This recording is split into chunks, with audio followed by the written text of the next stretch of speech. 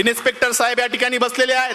साहेब, AC मध्ये बसणारी पोरं दंगलीमध्ये आज जात नाहीत, जातात तुमची आमची लेकरं, तुमची आमची भाऊ. म्हणून ही कविता, तिचं नाव चल दंगल समजून घेऊ.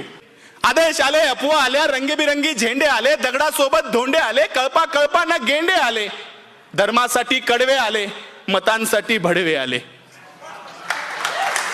दंगल पेटली, घरं पेटले, दंगल पेटली, घरं पेटले, हलक्या मेंदूचे पेटून उठले, गाड्या तुटल्या, काचा फुटल्या, यात माणसांचं मरण झालं, ब्रेकिंग न्यूजला कारण झालं, पत्रकार घटनेच्या खोलात गेले, घटनास्थळीचे जेलात गेले.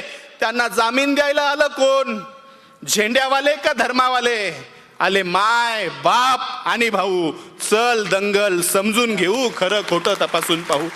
की हे जे काल झालं, हे जे काल झालं त्यात फक्त गरिबाचं हाल झालं.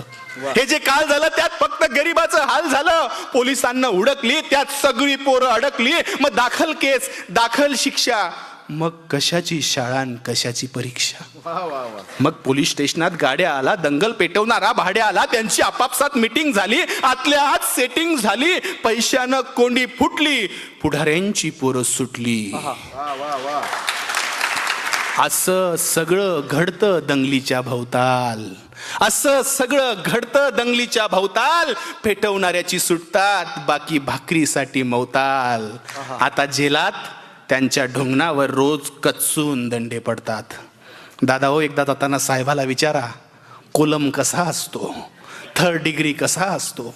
आता त्यांच्या ढुंगणावर जेलात रोज कच्चून दंडे पडतात. पेटवणाऱ्याची सुटली, बाकी सालोसाल सडतात. असं सगळं दंगलीमध्ये होत असतं भाऊ. चल दंगल समजून घेऊ, खरं खोटं तपासून पाहू.